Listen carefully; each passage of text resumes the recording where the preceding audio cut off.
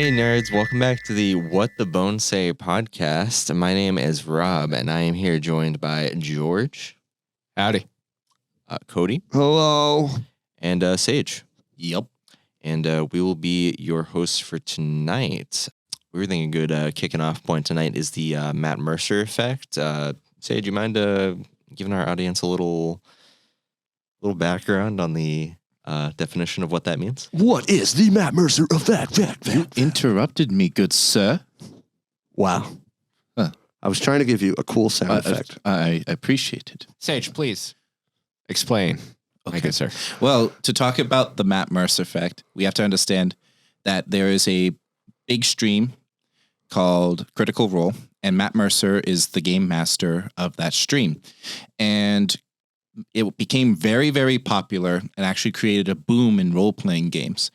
And part of that popularity was due to the effect of the charismatic and really good development of his story. And that was Matt Mercer. He was the game master.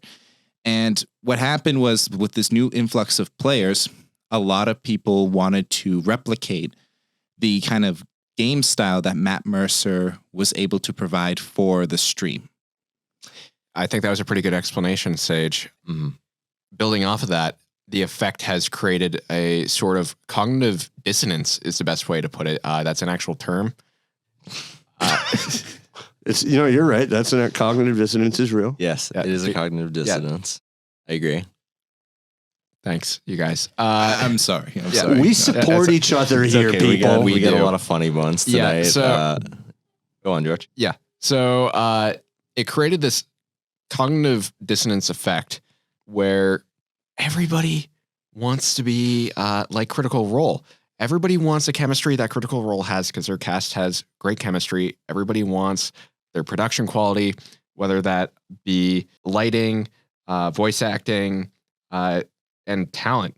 But unfortunately, a lot of that is unattainable. Most people who play TTRPGs are not voice actors. They're not actors. They didn't go to Juilliard or some other fancy acting school. I don't know if any of the Critical Role cast went to Juilliard, but that's besides the point. It set a certain unattainable standard of playing.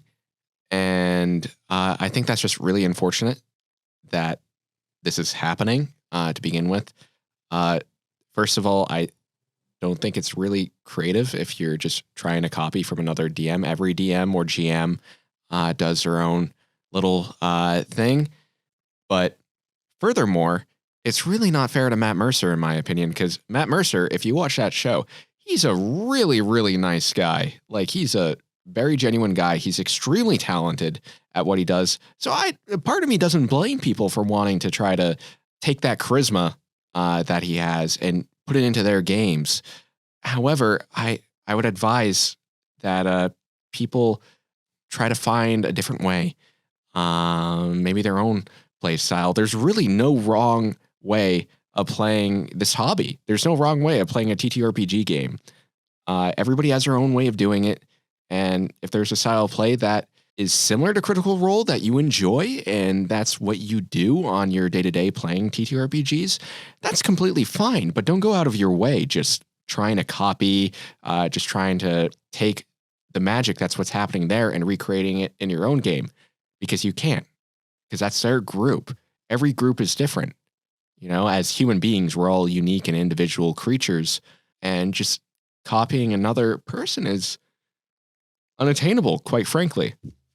Yeah, I definitely second that. A lot of what you're saying, George, because a lot of it is part of that, copycat mentality. Is you want what they have, and that's like, I think the only wrong way to play the game is trying to beat for beat, like copy something. Like, you can take inspiration from something.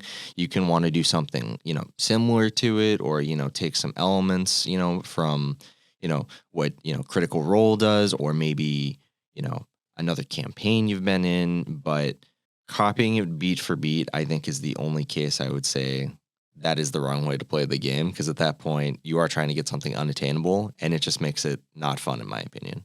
I'm inclined to agree with you. Yeah, because it's, most people 9 out of 10 times are not going to have, like, when you're talking about production quality, period. Most people just get together and play the game, you know?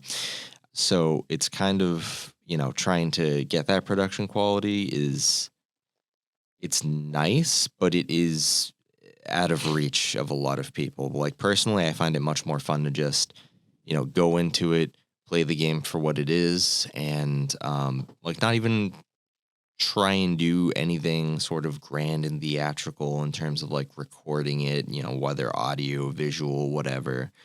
You know, just get around you know, a table with your friends, play the game. You know, maybe do an audio recording or something. Maybe record video if you want to. Maybe even do a podcast like this one. Yeah, maybe even do a podcast of a game. That's not foreshadowing or anything.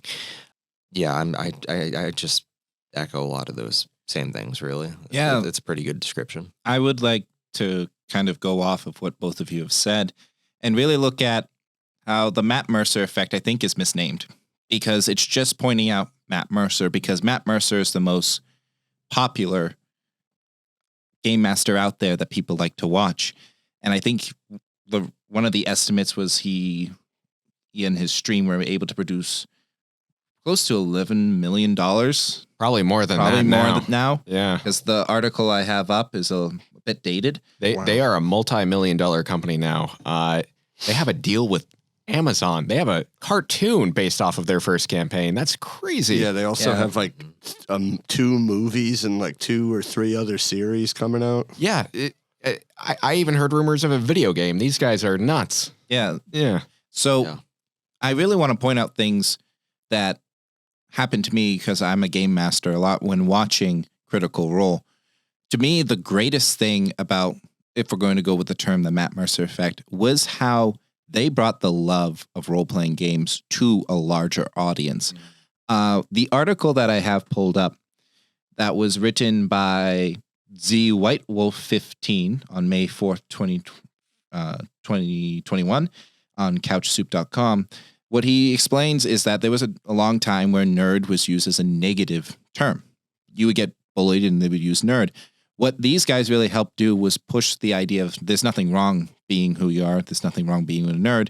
There's nothing wrong with tabletop RPGs. And Matt Mercer and his whole crew created a loving dynamic. It's something that all of us here have experienced. It's the reason why we play. It's the cooperative storytelling. And Matt Mercer himself added a lot to my DMing style. I saw things he did. I tried them out. And then I was like, that's not for me. That is for me. Like, I really lean more into voice things, like being silly with a silly character, being stern with a stern character. Matt Mercer did have a positive effect. Now, the double-edged sword is when the players and GMs try to copycat, like both of you have said. When that copycat effect comes in, it loses some of the personality that it has. And even Matt Mercer himself came out and said it's really upsetting. Now, I'm paraphrasing what he's saying. I'm not directly quoting. But he said it was very sad to see that a lot of people are just trying to copy him. And I think that speaks volumes about who Matt Mercer is as a person. He just wants to play Dungeons and Dragons, which is primarily the game. And it also talks a lot about how game masters really need to go out and find who they are, as well as develop a good culture with their player characters and their players. Yeah, I too, I agree with pretty much everything everyone is saying. I personally find the idea that the Matt Mercer effect, I have a few feelings. The first one is that I think it's kind of stupid that people get so mad about a person who's just like kind of really good at what they do and is really nice about it. I find that really silly. I also think it's a real, I don't know, to me it just feels like jealousy is at the heart of it. Like people get this expectation of what they think it's going to be, and then they don't get that, and so they're looking for someone to be mad at because they can't get the thing they want. And I think like Critical Role and Matt Mercer they're really easy to blame for that, because I think the only negative thing I think could be said that they've done, and I think it could be argued whether or not this is negative. I don't necessarily think it's either way, but they created an expectation that people saw this, and so like new players would be like, oh, that's what every game's gonna be like, and then they do it and they realize it's not. What was I moving? Yes. Oh, I was just trying to help you. I think I failed. Oh, Sorry. It's all good. I failed, folks. I'm so sorry. It's okay, I'm so man. sorry. You did your best. Please That's don't all shoot we can me. do. No one's gonna shoot you, buddy. This is getting really out of Well, hand. then I can put in for like workers' comp, right? We have that. Yeah. Oh. We're gonna move on from the violence. Anyways, We're Anyways, moving Cody. on from the violence. you were saying. The last thing I want to say is I also think Matt Mercer got the flack for another person because I think it should be called the Brennan Lee Mulligan effect. I don't know. I think he is the father of like everything we know about modern day D&D. Matt Mercer was inspired by Brennan Lee Mulligan. Like almost every modern day DM that's on the internet is inspired by Brennan Lee Mulligan. So I think he's our secret culprit. I mean, I kind of want to double down on the points that both you, Cody, and Sage were talking about in terms of the group that they have, in terms of who Matt Mercer is as a person. Because Matt Mercer is a really amazing person, as well as the cast of Critical Role. They built a nonprofit organization called the Critical Role Foundation, and they send money to people who's in need. They provide education for those who currently live in parts of the world that are under poverty and they don't have means to attain such an education. And they've been doing that like every step of the way. Yes. That's always been at the forefront of their minds. Yeah. And it's like they are very giving people to see a effect, with negative connotations to it, be named the Matt Mercer effect makes me sad. Echoing what Sage was saying earlier, it really shouldn't be called that. Like it should be called the unattainable DM dream effect, or the unattainable TTRPG cool kids effect. I don't know. Whatever you want to call it, it shouldn't be called the Matt Mercer effect because it's just really undeserving. I want to shift perspective a little bit from unobtainable to aspirational. Yeah. I think that's an important step to take. Like this isn't a thing that we need to view as something we can never have. Like it's a bad thing. I think this should be seen as something like this is the best we could be if we really work hard at it. Yeah. And I would call this the glory effect. I would see that these people managed to do all these creative things and now can make a livelihood after it. And a lot of people want to do that as well. And a lot of people also want to be just simply good GMs, good players. And Critical Role just created this really high bar on creating a very healthy table environment. And I think you guys have seen like the DM horror stories, right? Where players talk about bad DMs talk about bad players, and some of them are really, really messed up. To me, what Critical Role captured was the love with each other. There were times where characters came into conflict, but when the characters came into conflict, it was never the players coming into conflict. Or when the GM made a ruling, for example, I think Matt Mercer, it was the second campaign, he said, I'm sorry, when, I can't remember who was it, Mollymock. When Mollymock died, he just looked at, I'm blanking on his name as well, the player for Mollymock. Was it Taliesin? Taliesin. He looks at Taliesin. He doesn't laugh in his face. He doesn't mock him. He just gives a stern look and goes, I'm sorry. And to me, that speaks volumes because the game master's not out to get the players. Yeah. They're not. There's this long trope that the game master's here to kill the players. That really stems from the Tomb of Horrors. That dungeon was out to kill the players. Every second of it. The original Tomb of Horrors killed characters. Sure was, man. Sure was. Yeah. Every trap, every step you take. There was I'm literally killing a hole with a tomb, with just a ball of annihilation. You just stuck your hand in it and poof, you were gone. If you threw your body down, you were gone. I mean, that was the tomb of horrors.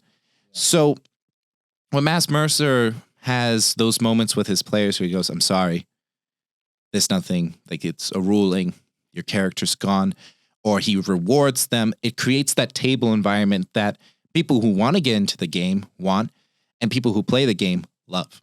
Yeah, and I think this kind of shifts into the idea of talking about DM styles, because like I don't think it's necessary if there's a table out there that's looking for a real life or death hardcore mode challenge. I think there's systems out there that can supply that, and there's good GMs for that won't make it feel like a personal attack every time something bad happens.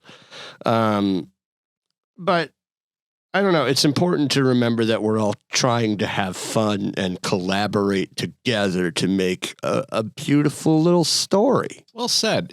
That's what this really is at the end of the day. This is a fun hobby, and a lot of people take it seriously, almost to the point that they forget the fun aspect of it. Yep. That's why so many of us enjoy this game is because we came in, we made our characters, or we set up this whole entire fantastical story with these insane plot points.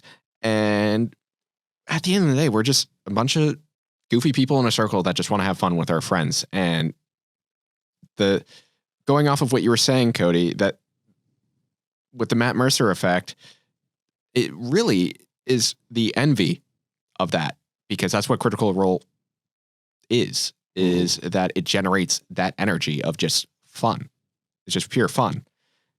And that's why people enjoy watching it. And that's why people buy their merchandise, and that's why they're on campaign 3 with a bunch of one-shots and miniseries on the side, you know? Yep.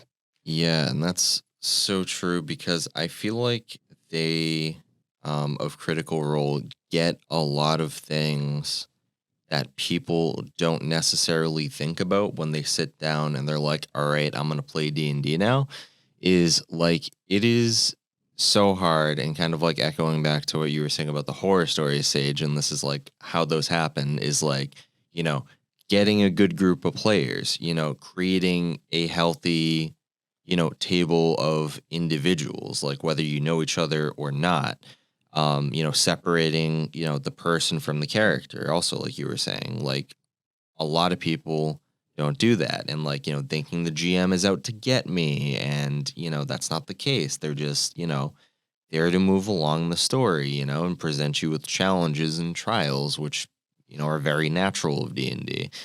And some people just don't think of these things when they get into it. They think of that glory. They're like, I want to do something big and fantastical like that. And it's like, well, you can do that. Like, maybe not necessarily from a production standpoint, like recording, and all that, but like from a story standpoint and what you can have at that table with your group of players can be just as good, if not better. Like, you just got to view it in the right light and get that, okay, it's made of all these basic components. And, DM style and how the DM really does think about and guide the game is a huge factor in, how it's going to turn out and how it's going to feel. Is it going to feel like they're going for this like glory Matt Mercer effect, or is it going to feel like, oh my God, this is a GM who's super invested in their story. They do all this planning. They, got relationship maps, plot threads, left and right. Or, is it something else? Like, there's different forms of drive, I find. I would also go off is a game master who understands their players is very important, because players have different styles. There are styles where you want to just do a hack and slash. Those players are power gamers. Those players want power. They want to kill things. They want to be heroic. They want to be grand. And you have to understand that it's going to be different than you have a player who loves the role-playing aspect of the game. Critical Role had a mix and mash style. They kind of had a well-balanced style between the role playing and the action. And Matt Mercer was able to capture the different players' styles. So GM styles are very important, as well as player styles, and understanding how those players react.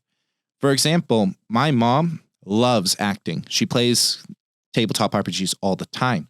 She's really good at getting into the character, playing her character, and that's her. That's her character.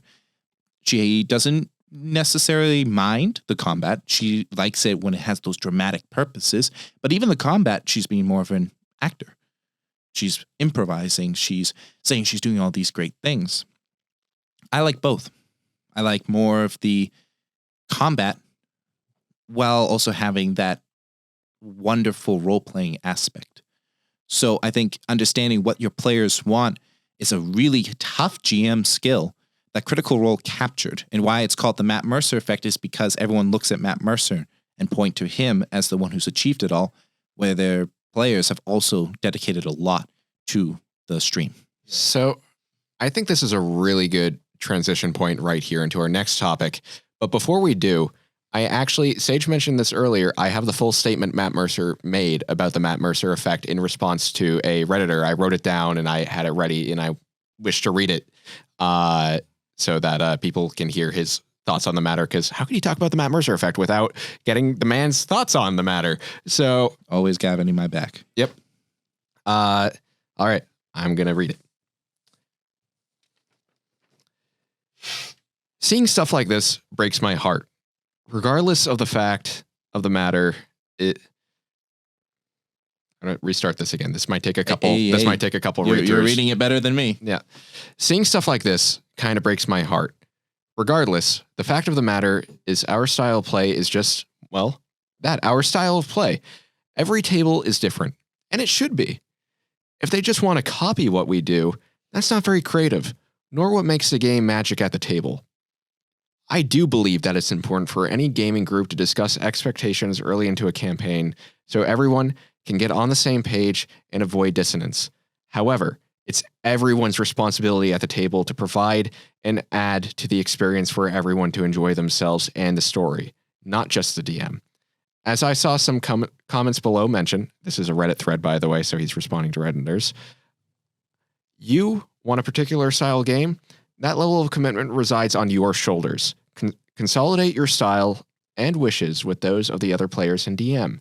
And somewhere in that unique mix, you will find your table's special style of storytelling.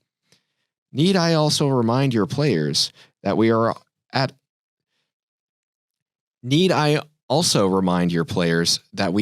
a table of professional actors, and I have been DMing for well over 20 years. We have spent our lives training in particular skills that allow us to get as immersed in the characters as we do, as we enjoy doing. Anyone can jump in as deeply should they want to, but expecting that immediate level of comfort and interest is unfair and absurd. Do they want a deep, convoluted emotional journey like Scanlan? They better be able to bring it like Sam did. No? Then sit down and just have fun finding your own path. Plus, our style isn't for everyone. Hell, just scan the comments below to see how many folks don't like us. Aha. I've played many different players, ran games of many different styles and focuses, and I can tell you, there is so much fun variety to how a TTRPG can be played. They're limiting their chances to enjoy it by trying to play just like us. Anyway, I say the best course is to have a very frank conversation with them about these things. Clearly, say that your game will feel like your game, meaning you and the players together. And it's their responsibility to bring to the table what facet they want to see in it. Show them this post if it helps. In fact, show them this message. Guys, relax. Your DM is kicking ass and is doing this for your enjoyment and journey. Appreciate that. Listen, build with them, and make this something unique. Abandon expectations and just have fun together as friends. Anyway, so sorry. Things like this are never my intent. It's a weird Wild West these days. You're going to be great friends. And he has a little heart emoji at the end. But what a great, kind of message or kind of take on that. And I feel so bad that he has this effect named after him and that he has to probably deal with this nonsense all the time. Yeah, he's just such a good boy with such great hair. I hear that a lot. He does have very majestic hair. Yeah. Yeah, mine just turns into a mushroom as it grows. I don't know how he does it. That's sick, dude. When mine grows, it looks like it's dead. It just looks, it looks strongy. It looks strung out. My hair, when it's grown out, looks like my hair specifically does heroin. Only heroin. Exclusively. Exclusively. Yeah. That's fun. So we're going to talk about DM styles next. Am I right, fellas? That's Yes. right. Do you want to lead us on this one, Cody? Yeah, so I've been thinking a lot about this, and I was wondering if you guys tonight would indulge my sensibilities. I was thinking we could try finding the D&D class that fits DM styles. I've been thinking a lot about this, and I think one of the number one DM styles I can think of is the actor, I guess is the generic name. The one who, the DM that creates their world so they can be the characters in it. The one who gets really into the social situations, that really enjoys the social encounters and the role playing. And I call this DM the bard. Does this tickle you guys? You want to venture down this rabbit hole? You know, I was actually, like, speaking of, like, DM styles and archetypes, like, I was thinking about this a little bit earlier when we were talking about, like, you know, kind of getting into DM styles a little bit. Like, I was thinking specifically of, you know, there's DMs like that, and then I think of, you know, you get into the mechanical parts of D&D, and then there are DMs that literally just do combat. Like, more or less. And, like, whether it's, you know, random encounter after random encounter after random encounter, or, like, you know, combat as a punishment or even a reward, honestly. Like, there are warmongering DMs out there. I love that. Warmongering DMs is the best phrase. I love that, Robert. Yeah, it's true. It's true. And I think they'd probably be... What would they be, like fighters or something? Yeah, that's Yeah, what they would be fighters. Barbarian. No, barbarian. Barbarian. Yeah, totally barbarian. You messed up my story. Well, combat. And then me hit very hard So I'm angry. Yeah. I had one idea too. The idea of the mechanical DM, the one who's very about the bits and pieces. I think that's the wizard, right? And then the antithesis of this, the sorcerer, is the, like, rule of cool DM. The fly by the seat of the pants, spontaneous, like, fuck it, this will be sick. Then you have the rules DM. That one. Paladin. Yeah, because they have an oath. So, you know, I can't argue this. Yeah. So, look, I don't like what he just described for wizard, and that's my favorite class. I think it was fine. All right, what would you say for wizard? Oh, no, I'm saying it hurts me because I love wizard's my favorite class, but that's not how I am as a DM. You know, because when I like to think of myself as a DM, I like to think of myself in wizard robes, and I got my funny little Gandalf hat on and my big stick. You know, it makes me feel very, very nice. But when you describe it like that, that's not me at all. So it makes me sad. Well, this is an interesting thing. I guess, like, before we get too deep into it, what do you think? All right, let's go in a circle. What are our styles, George? Like, what is your DM style?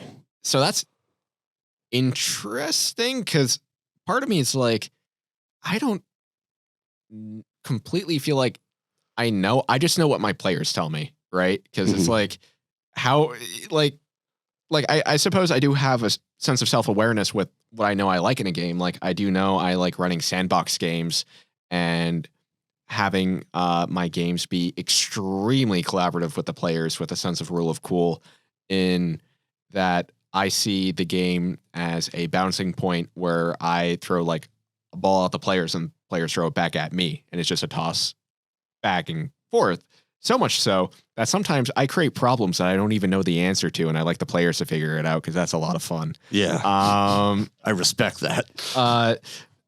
but like rarely do I have scripted events. Usually when I go in and prep for a game, it's based off of what the players are doing in that previous game that's informing my prep for the next game.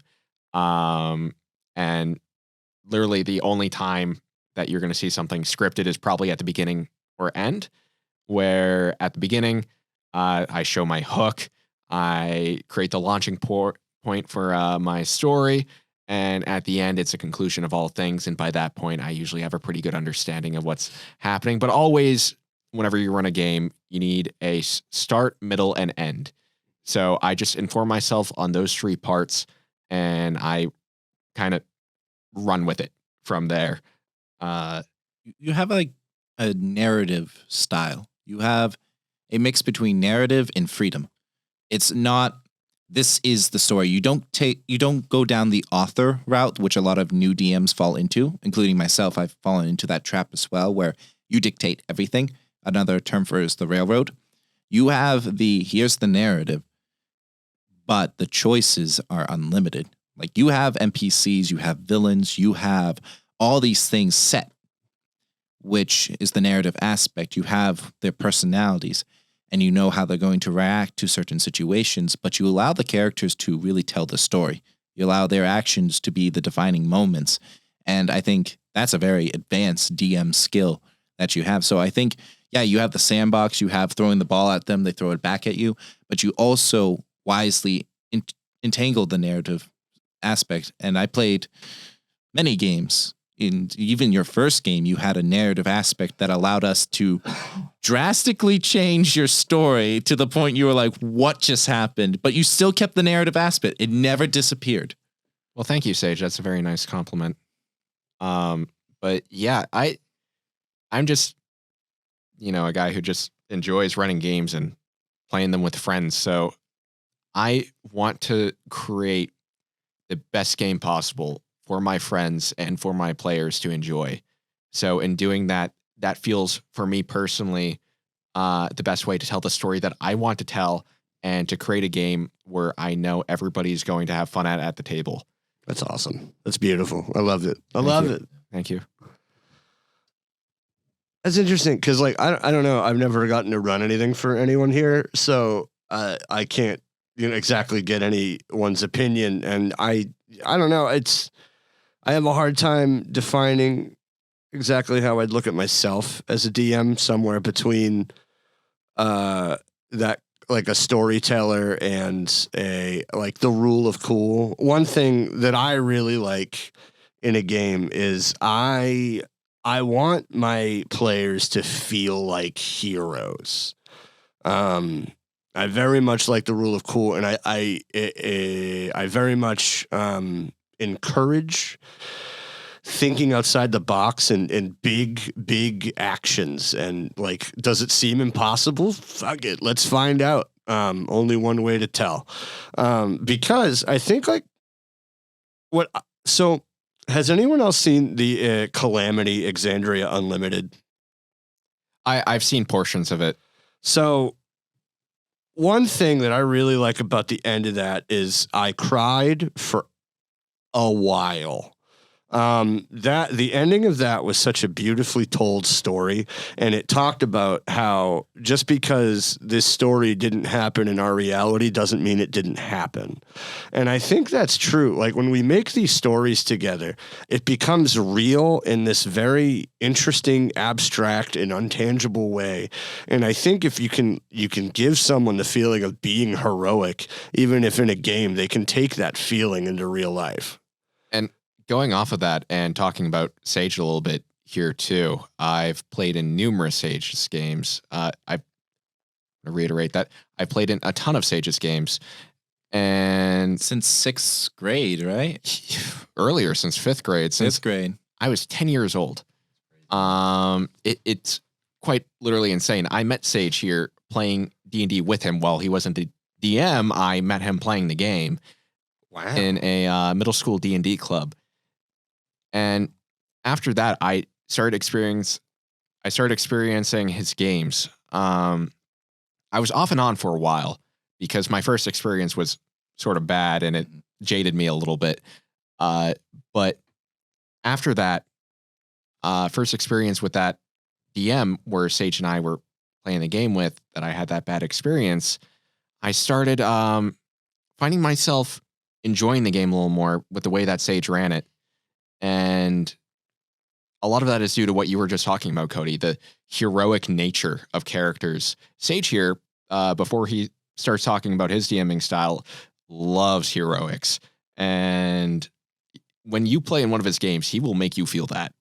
He will make you feel that you're in King Arthur's Knights of the Round Table's tale. He'll make you feel that you're in some grand Lord of the Rings quest. He's quite good at it. And I've played a couple paladins in his games. One of them was named Lazaroff Nomtob. I want you to spell one of those words backwards, his last name in particular. And that character, Sage made him feel heroic, whether that was him getting a smite off and like eviscerating a foe, or the moment when he got his sword, his Excalibur, if you will. He made that a momentous moment. Fix what I just said right there. You got this, man. You got this. Yep. A momentous moment. And it was just very well done. And with that, Sage, talk about your style. I'm blushing over here. So. Oh, yeah. Cute. Look at his cute little face. Look at it. I can't. Someone do it for me. I'll describe it to you. Would that help? Rob, pinch it. Get him. No. Maybe next time. Yeah. To describe my face, it's just bright red, like a lobster. Like your hair. Yes, there you go. Now again, yeah, my hair. He's gone full ginger. It's over 9,000. Well, to go off my DM style, there's been a lot of influences. I think to start would be my dad. He was the first DM for me, and he's a old school. D&D first came out. He's been playing for so many years now. Hopefully a guest one day. Yeah, he's definitely going to be a guest. I'm going to convince him one day. There you go. I want that so much. Yeah, he has so much to offer. He's a big inspiration. And same with my mom. My mom she's very much into acting. She very, very, very good with building a character, writing a character, becoming the character. She's an actress and a very good actress. And she got me into improv. And that's what D&D, role-playing games, Forbidden Lands, whatever game you're playing, it's a form of improv. It's a fancy improv. You got dice, you got sheets, you got math. Lots of math. I don't like the math. Yeah, the math. Nothing makes something fancy like math. Yeah, that's why I went to art school, to avoid that. Well, guess what? Math. Look Never at gonna this skip bougie it. boy over here. As long as I live All of playing us- this game. All of us Yeah. here are artists, by the way. What's college? Yeah, I'm a starving artist, hi. College is this place where you learn math. Whoa. Math. Icky. Mhm. Icky math. Except D&D math. D&D math is... All right, Sage, continue. Yeah, so they kind of developed this love very early on. I was probably 5, 6 when I first played my game. I played this badass warrior taking on a black dragon, and my brother and sister were also playing. And then my dad ran our first campaign. But it was in middle school where we had this really, really bad DM, to the point he was basically picking favorites. And I joined the game and I was like, well, I want to play a human paladin because that's all I play. I remember this moment quite well. Yes. And I looked at the DM and I was like, oh, I'm going to build a human paladin for 4th edition. It was 4th edition, folks. Yes. Those who know. And the DM looked at me and went, no, you're not. I went, oh, why? And he says, you're going to play a gnome paladin. A gnome. Okay. I'll play the gnome. Nothing against gnomes. Gnomes are badass, by the way, folks. Especially the Snurf Nibblins. I love Snurf Wait, Nibblins. Don't fuck with Snurf Don't Nibblins. fuck with Snurf Nibblins. Yeah. Yeah. But I was like, oh, okay, I'll play the gnome. And not even to the first session, the players are torturing these prisoners. And I'm like, this is not what I was expecting. And so the players all leave, and my gnome sets the prisoners free, heals them. And not the players, the GM kills my character by having a rock. Don't know where the rock came from. It was just a random rock. We were outside, falling on my character and killing him. I was so mad that I picked up the book and learned the rules and became a GM. And I took over the kids that were getting kicked out. And eventually what happened was the club grew. They grew. And then, George, I think you came back in high school. I did. That particular game was the one that I was talking about earlier, and Yeah. it jaded me so bad that I didn't come back until high school. Yeah. Yeah, so when George came back in high school, that's when my DM style started to develop because in middle school, it was ridiculous. I had this idea, a grand story, but there were moments where I was like, roll. Oh, you rolled a nat 1? You got a bee sting and you die. But don't worry, there's a cleric nearby to revive you. And the character would just be like, why did I die from a bee sting? It's like, because you were allergic and there's no means of healing you. You didn't know. And the guy would be like, what? So in my permanent dead, I was like, nah, there's a cleric nearby. So it was like, the normal middle school shenanigans. High school, I started to do more of my style, which I think is a open narrative structure.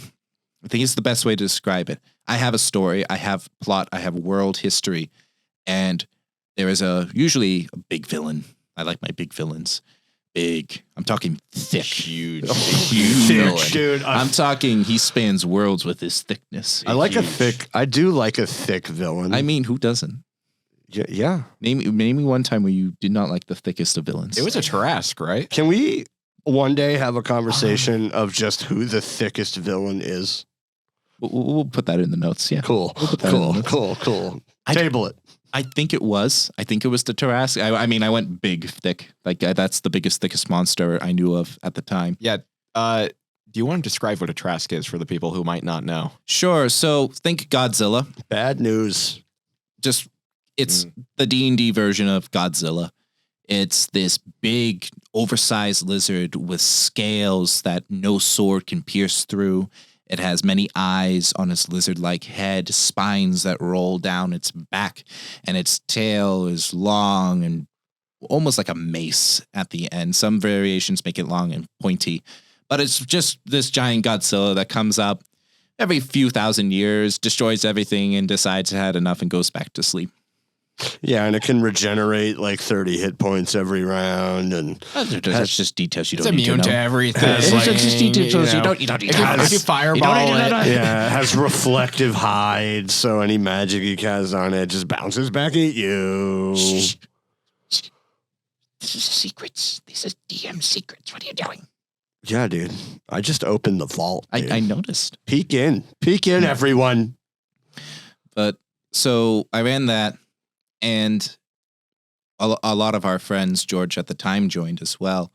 And that one was a much more healthier relationship. There were definitely moments where things got awkward. I definitely think one day we should talk about the awkward moments. Yeah. But stop. Get some help. This where your friend is playing a female NPC and you just like accidentally fall in love. No, I've never had that problem. Actually, every character that I've had who was male and played a female or female and played a male has been very respectful towards the character. I've never had that issue that some other DMs have had where things get really weird with the player and the I've characters. seen it get really weird, and I won't get into it, but it's some people are gross. Yeah, I haven't. I'm knocking on wood. I'm lucky that I never had that issue. But we went through high school and then college was coming around. And I was like, you know what? I want to take my gaming to the next level. And that's when I did the open narrative structure, the game where George played Laszlo Numtab. Lazaloff Nomtob. Num-nums. Num-nums. The Num-num tab. Oh, it's Batman. That's where my... He figured it out. I got there. Move on from this. We're proud of you, Cody. You got it. We're very proud. Don't look at me. And that's when it really expanded. To me, I think the biggest point was that game. I tried to really make a narrative around the characters, around the backstories that they gave me. GMs, backstories are important. Work with your characters on them because that's how you build great games. And then from there, I've done Aliens, I've done Forbidden Lands, I've done so many other things that my DM style, I even incorporated from Matt Mercer himself, the voices and stuff like that to get into character because I was very shy about that. I was like, they're going to think of me as very silly if I start going as like the gremlin. So to me, my GM style, I've now, 14 years? Wow. 14 years. It's been it's been since 2010, you guys. It's been a hot minute. Yeah, 14 years. Yeah. Well, no, When did I start? it's 2023 right now, so that would be 13. 14. A little getting close to 14, 14. but you know. I round up. Yeah. We don't do math. No, I'm dyscalculic. We don't. I don't have an excuse. I've been playing for 21. Yeah, no. So 13 half-ish, round up 14 years. And I've made so many mistakes and learned so much and had a lot of triumphs. I think now mine is a narrative open world style where the characters totally make the choices. And I no longer have the railroading aspect at all. If you kill my villain within the first session, well, fuck. I don't know how you did it. But I have experience. Yes. You've had experience with blowing up almost every villain I had, especially that one campaign where you were just like, oh, hi, Dad. I love speed running your new campaign. Yeah. Whoa, look at me. We should do a challenge. How fast can you speed run a campaign? Yeah. How fast can you make the GM not know what direction to turn in? It's simple. The person giving you the quest, you attack. This is eerily sounding like my Star Wars campaign, which I'm sure we can do a whole entire episode about one day, but we won't get into it. We won't get into that here. Yes. But yeah, I think the big takeaway for people, when you're starting to be a GM, don't be afraid. Don't be afraid. Because once you get a good group of players, they're going to laugh at the mistakes. I made a ruling that there's no bucket on a boat. There are buckets on boats, but I said the players didn't have one. And that was a veteran mistake. I mean, it was probably a few months ago I made this ruling. So I was there for it. Yes, you were. And all the fishermen, my dad's friends and himself were all around fishermen, were like, there would always be a bucket on a boat. So, you're going to make those mistakes. And when you're developing your style, just really develop it to satisfy you and your players' styles. And don't get bogged down in the mistakes because as soon as you do, you're going to start losing the love of the game. Yeah. And mistakes create really cool opportunities to be awesome, which is the recovery. I don't know. I love someone that can recover in fabulous ways. It's one of the reasons why I like Matt Mercer so much. Like the way that the players will just be like, boop, nope, your game's ruined. And he'll just be like, bathroom break. And then he'll come back and he'll be like, now I ruin you. One of my favorite moments of that happening is in campaign 2. And there was like a goblin or like a kobold or something in a well. And Caleb Widogast, a wizard, had a flaming spear spell. And the goblin was hiding in the well, and it had this whole entire character sheet, backstory, and he sent the flaming sphere into the well because he was just clearing things out just before like doing that. anything. And after that, Matt Mercer looked at the rest of the players and took the character sheet and just ripped it. And that's by far one of my most favorite moments of that campaign because I can relate to that so much. Yes. Oh man. Okay, I have this great plan. What did you just do? We'll be back after this intermission. Yeah, it's just like what? It's like, oh shit. Sage has done that to me before. It is like, what do you do when that happens? Oh my God. Tries flirting after someone loses their father. Yeah. What? And speaking Yeah, let's hear your opinion, Robert, because we haven't Oh. gone to you yet, and I want to hear what you have to say. See, my opinion is plot twist. I've never GM'd before, and I've been playing the game for almost a decade. But I see Sage in his face over there. I am like planning a one shot and then like maybe a vampire campaign or something. We'll see how it goes. We'll see how it goes. I'm kind of starting to do that. But my opinion, having played like in both George and Sage's games, is a lot of what they're saying like rings true about each other. I've just kind of been sitting here silently because there hasn't been a thing echoed that I don't agree with. You mean you don't disagree with? Yeah, you're right. I disagree with everything. I hate your opinions. Yes, dissent to my brothers. Yeah, but Save that for later, but it's very good to hear your perspectives coming from someone that is looking to get into that more, because I feel like I'd have a lot of fun with it. I just like haven't had the time to fully commit and be like, I'm jumping into this as a full planning day, and we're gonna get this rolling. It's gonna get rolling soon, I swear. But yeah, I'm curious for those of you that I have played with, and in your case, Cody, like having known me, what kind of a GM do you think I would be like? Thoughtful. I think. That's so nice of you. Yeah, I think you'd be like a warlock of a GM. You'd have because they're very charismatic. You'd have that actorship. I think you'd really get into the roles, but you'd have this secret behind you. you're making pacts with your characters, like blood oaths? It's Yeah, like, you dude. will attend my game. Blood brother, cut your hand open upon your sheet. Yes. You must mark your hit points with actual life's blood. I mean, if you think I'd do that, what wouldn't I do, I guess? I was telling this to Sage earlier. Like, I've known George and you for a shorter time than Sage, and I feel like I know George a little bit, but Rob, you're just like such a fucking wild card, dude. Like, I don't know what you're about. You're so mysterious, dude. Well, you know what? Hopefully sometime soon I can get you in like one of the campaigns that will spring up at some point. Yeah, we'll do it. But I think thoughtful, and I think you'd have some wild plans. Can I say what I think your DM or GM style is going to be like? What's it going to be like? So for those of you who don't know, who are currently listening right now, Robert is a huge, and I mean massive fan. Here we go. A big, huge. A big, Here huge. we Big, go. huge fan. I know A what you're very gonna say. large fan of Final Fantasy. Yep, you're right. 2 tattoos and counting. Yeah. Get he loves Japanese RPGs. Oh my god, yeah. Jerpage, little jerpage. So